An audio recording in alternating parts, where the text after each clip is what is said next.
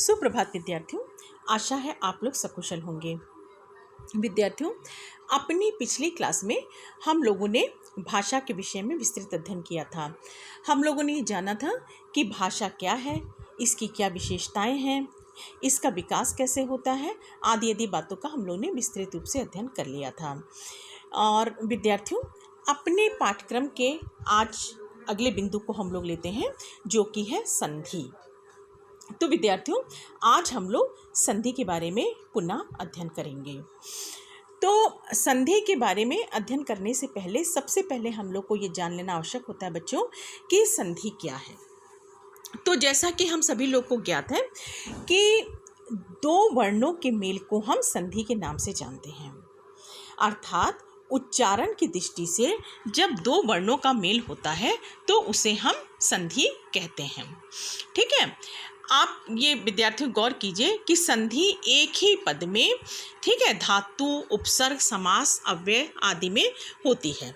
ठीक है, और शब्द में संधि करना ये वक्ता की इच्छा पर निर्भर करता है। तो इस प्रकार संधि हमारी दो वर्णों के मेल को जो है संधि सार्थक करती है। अब हम बात करते हैं कि ये संधि कितने प्रकार की होती हैं। तो हम लोग ये देखते हैं कि मुख्यतः इस संधि का वर्गीकरण किस प्रकार से है। तो विद्यार्थियों, संधि जो है वो मुख्यतः 3 प्रकार की होती है। ठीक है, इनका वर्गीकरण मुख्यतः 3 प्रकार से किया गया है, जो कि है स्वर संधि, व्यंजन संधि और विसर्ग संधि।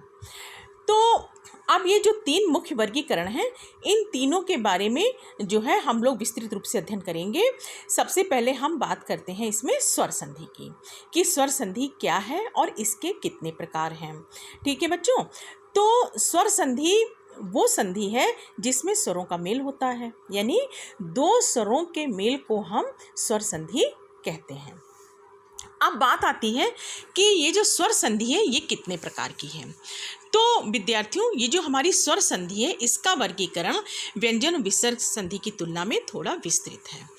तो स्वर संधि के भेद जो हैं वो 6 प्रकार के हैं। आप अपनी स्क्रीन पे देख रहे होंगे विद्यार्थियों, यानी स्वर संधि जो है मुख्यतः वो 6 प्रकार की है। इनमें जो सबसे पहली संधि है वो हमारी दीर्घ संधि, फिर नंबर 2 पे गुण संधि, नंबर 3 वृद्धि संधि, नंबर 4 यण संधि, नंबर 5 अयादि संधि और नंबर 6 पूर्णोप संधि। इन 6 संधियों को हम स्वर संधि के नाम से जानते हैं। अब विद्यार्थियों, इसमें हम सबसे पहले बात करते हैं स्वर संधि की प्रथम संधि की, यानी कि जो है दीर्घ संधि की। दीर्घ संधि बच्चों, जैसा कि नाम से स्पष्ट हो रहा है कि दीर्घ का मतलब होता है बड़ा। हम लोगों ने ये बात भाषा में खूब अच्छे से पढ़ रखी है कि ह्रस्व का मतलब होता है छोटा और दीर्घ का मतलब होता है बड़ा। तो ये दीर्घ संधि क्या कहती है कि जब ह्रस्व या दीर्घ, है ना, आ के बाद, जब ह्रस्व या दीर्घ आ, ई, उ, री के बाद कोई भी समान स्वर आए तो दोनों के स्थान पर दीर्घ आदेश हो जाता है। ठीक है, तो हमें अपने स्वर भी मालूम है, हमें ह्रस्व दीर्घ भी मालूम है। तो जब भी कोई आ, ई, उ, री, ली के बाद ये जो हमारे स्वर हैं इनके बाद अगर समान स्वर आ गया तो जैसे आ के बाद आ गया, ई के बाद ये आ गया, तो दोनों को मिलके दीर्घ आदेश हो जाता है। ठीक है, जैसे बच्चों हम इसे उदाहरण के द्वारा और स्पष्ट करेंगे। जैसे कि हम एक उदाहरण लेते हैं रामालय। ठीक है, हमने उदाहरण लिया बच्चों रामालय। तो अगर हम इसका जब विच्छेद करेंगे तो हम ये पाएंगे, इसका विच्छेद करेंगे तो हमारा शब्द तैयार होगा रामधन आलय। तो बच्चों, यहाँ गौर करने वाली बात है कि राम में क्या है, छोटे आ की जो मात्रा का अनुमान हो रहा है, आभास हो रहा है, और इधर आलय यानी कि इधर भी आ है और इधर भी आ, यानी समान स्वर है। तो दोनों की जगह पे दीर्घ आदेश हो गया और हमारा शब्द तैयार हो गया रामालय। इसी प्रकार से आ का एक उदाहरण आ स्वर का और देख लेते हैं, विद्यालय। तो विद्यालय का जब हमने संधि विच्छेद किया बच्चों तो हमारा शब्द बना विद्याधन आलय। ठीक है, देखिए आप अपनी स्क्रीन पे। तो विद्याधनालय में क्या हुआ कि विद्या में भी आपको सुनाई पड़ा, इधर आलय, तो आ प्लस आ बराबर क्या हो गया, बड़ा। तो हमारा शब्द क्या हो गया, विद्यालय। ठीक है। इसी को अब हम इसी दीर्घ संधि को अब अगले स्वर के उदाहरण से समझेंगे, यानी ई के द्वारा। ठीक है। तो विद्यार्थियों, जैसे ई में हमने उदाहरण लिया रविंद्र, है ना। तो जब हमने इनका विच्छेद किया तो हमारा शब्द बना, संधि विच्छेद हमारा हुआ रवि धन इंद्र। तो विद्यार्थियों, यहाँ पुनः गौर करने वाली बात है कि रवि में छोटी ई की मात्रा चढ़ी है, इंदिरा में भी छोटी ई आ रही है। तो और दोनों ई के बाद क्या है, समान स्वर है। तो ई प्लस ई बराबर बड़ी ई, दीर्घादेश हो गया, है ना। तो शब्द हमारा हुआ रविंद्रा, यानी कि वहाँ पे बड़ी ई की मात्रा लग के ये शब्द हमारा तैयार हो गया रविंद्रा। ठीक है। इसी प्रकार से एक उदाहरण आपसे, आप इसको ई को और समझ सकते हैं। जैसे हमने शब्द ले लिया, मान लीजिए कविंद्रा। ठीक है। सेम कंडीशन, विच्छेद हमारा हुआ कवि धन इंद्रा। ठीक है। विद्यार्थियों, यहाँ आप देखिए, गौर कीजिए कि कवि में भी छोटी की मात्रा और इधर इंद्रा छोटी की मात्रा, और दोनों ई स्वर के बाद समान स्वर ई आ रहा है। तो ई प्लस ई बराबर बड़ी ई, यानी कि कविंद्रा। ठीक है। तो विद्यार्थियों, ये आपने आ और ई स्वर का उदाहरण देखा। अब हम एक उदाहरण इसमें ऊ का भी लेते हैं। ऊ स्वर के द्वारा देखिए कैसे संधि बनी और विच्छेद हुआ। तो बच्चों, हमने इसमें शब्द लिया भानुदया, आप अपनी स्क्रीन पे देख रहे होंगे। जब हमने इसका विच्छेद किया तो ये शब्द हमारा बना भानुधन उदया। अब बच्चों, यहाँ पुनः गौर करने वाली बात है, भानु में नु जो ऊ जो है वो छोटे ऊ की मात्रा है, और इधर भी ऊ उदया में छोटा ऊ है। तो छोटे ऊ की मात्रा ऊ और प्लस छोटा ऊ मिलके दीर्घ आदेश हो गया, यानी शब्द हमारा बन गया भानुदया। यानी ना पे बड़े ऊ की मात्रा आ गई, जो छोटे ऊ की थी वो कन्वर्ट हो गई दीर्घ आदेश में, यानी भानुदया। ठीक है। तो इस तरह से विद्यार्थियों, हमने देखा कि जो दीर्घ संधि है इसमें समान स्वर के आने पर दीर्घ आदेश किन तरीकों से हो जाता है। हाँ विद्यार्थी, इनकी एक खास बात और है, इस संधि का जो हमारे सूत्र है वो है अका सवर्णे दीर्घा। ठीक है। क्योंकि ऐसा होता है बच्चों कि एग्जाम में संधि आती है, उनके विच्छेद करते हैं, तो उसमें साथ में उनके सूत्रों का नाम भी प्रायः पूछ लिया जाता है। तो आपको पता होना चाहिए कि इसका सूत्र है अका सवर्णे दीर्घा। अब बच्चों, हम अपनी अगली संधि को लेते हैं, यानी कि गुण संधि। अब हम बात करते हैं गुण संधि की, कि गुण संधि हम किसे कहते हैं।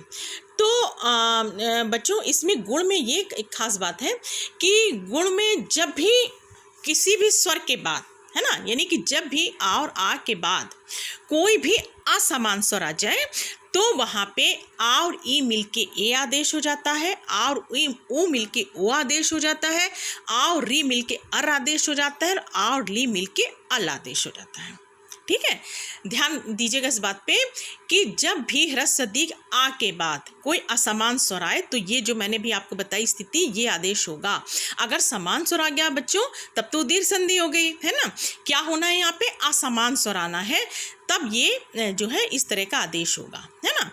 अब आप सामान्य रूप में या अपने समझने के लिए मोटे तौर पे समझ लीजिए कि ई ऊ, है ना, ए ओ अर और अल को, है ना, जो है हम गुण के नाम से जानते हैं। यानी कि ए ओ अल अर को गुण के नाम से जाना जाता है। कैसे?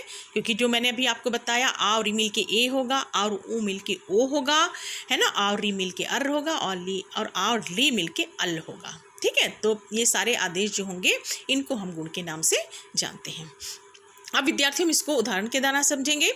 जैसे हमने शब्द लिया रमेशा। ठीक है। तो रमेशा की जब हम संधि विच्छेद करते हैं बच्चों, तो हमारा शब्द तैयार होता है रमा धन ईशा। ठीक है। अब आप इसमें गौर कीजिए बच्चों कि यहाँ पे रमा में आ रहा है और ईशा में ई आ रहा है। तो यहाँ आ है स्वर और यहाँ ई स्वर है, यानी आ के बाद क्या आ गया, असमान स्वर आ गया, ई आ गया। तो हमारी शर्त, इस संधि की शर्त क्या थी कि अगर आ के बाद असमान स्वर आएगा तो आ और ई मिलके ए आदेश हो जाएंगे। तो देखिए यहाँ पे आ और ई मिलके क्या हो गया, ए आदेश हो गए, और शब्द हमारा बन गया माँ पे ए की मात्रा लग के रमेशा। ठीक है। इसी तरह से एक उदाहरण इसी तरह का आप देख लीजिए और अपने समझने के लिए, देवेशा। देवेशा की अगर संदीप करेंगे विच्छेद तो होगा देव धन ईशा, यानी देव आ का भास और इधर असमान स्वर ई। तो आ और ई मिलके पुनः ए आदेश हो जाएगा और हमारा शब्द बन जाएगा देवेशः। ठीक है, अब ई और आ और ई मिलके या ए आदेश को हमने समझा। अब हम देखते हैं आ और ऊ मिलके ओ आदेश किस तरह से होता है। तो देखिए, इसमें हमने उदाहरण लिया है बच्चों हितोपदेश। हितोपदेश का अगर हम संधि विच्छेद करते हैं तो हमारा शब्द विच्छेद तैयार होता है हित धन उपदेश। तो बच्चों पुनः यहाँ गौर करने वाली बात है कि हित में हित छोटा आ और उपदेश में ऊ, यानी कि आ के बाद आ समान स्वर। तो आ और ऊ मिलके ओ आदेश हो गया। देखिए, आ प्लस ऊ बराबर ओ आदेश हो गया। और तो हमारा शब्द क्या बन गया? हितोपदेश। यानी ता के में जो ओ की मात्रा लगी इसमें कन्वर्ट होके शब्द बना हितोपदेश। ठीक है, अब हम बात कर लेते हैं अर आदेश की। तो विद्यार्थियों, इसमें हमने शब्द लिया राजर्षि। ठीक है, अब इसका अगर हम जब विच्छेद करते हैं तो हमारा विच्छेद का शब्द तैयार होता है राजधन ऋषि। राजधन ऋषि। तो राज में क्या है? राज यानी कि आ और री क्या है? असमान स्वर आ गया के बाद। तो आ और असमान स्वर आने पे क्या होना था? आ और री मिलके अर आदेश होना था। तो देखिए, आ और री मिलके अर आदेश हो गया और यहाँ पे जो होता वो हो गया राजर्षि। ठीक है, इसी तरह से एक उदाहरण और समझ लीजिए, महर्षि, देवर्षि, तमाम उदाहरण है। तो महर्षि को हम लेते हैं महाधन ऋषि। तो यहाँ पे आ गया, दीर्घ आ गया महा में और इधर ऋषि हो गई। तो महा आ और ई री मिलके पुनः अर आदेश हो गया और शब्द हमारा बन गया महर्षि। तो विद्यार्थियों, आज की हम लोगों ने अपनी क्लास में देखा कि संधि क्या है, संधि किसे कहते हैं, हम संधि को किस तरीके से जानते हैं, संधि मुख्यतः कितने प्रकार की होती हैं। तो हम लोगों ने देखा ये मुख्यतः 3 प्रकार की होती हैं। इनका वर्गीकरण पुनः किया गया। तो हम लोगों ने इसका पहला वर्गीकरण जब लिया स्वर संधि का, तो उसके अंतर्गत हमने जाना कि स्वर संधि के 6 भेद होते हैं, जो कि दीर्घ, गुण, वृद्धि, यण और अयादि और पूर्ण रूप संधि के रूप में होते हैं। जिसके अंतर्गत आज हम लोगों ने 2 संधि को विस्तृत रूप से उदाहरण के द्वारा समझा, यानी कि दीर्घ संधि और गुण संधि। दीर्घ संधि किन शर्तों पे कार्य करती है ये हमने देखा, उदाहरणों से समझा। और गुण संधि हमारी किन की क्या स्थिति है, किन शर्तों पे काम करती है, इसको हमने विभिन्न उदाहरणों के द्वारा समझा। विद्यार्थियों, जो हमारी गुण संधि है इसका सूत्र पुनः आपको बताती हूँ, आद गुणा होता है।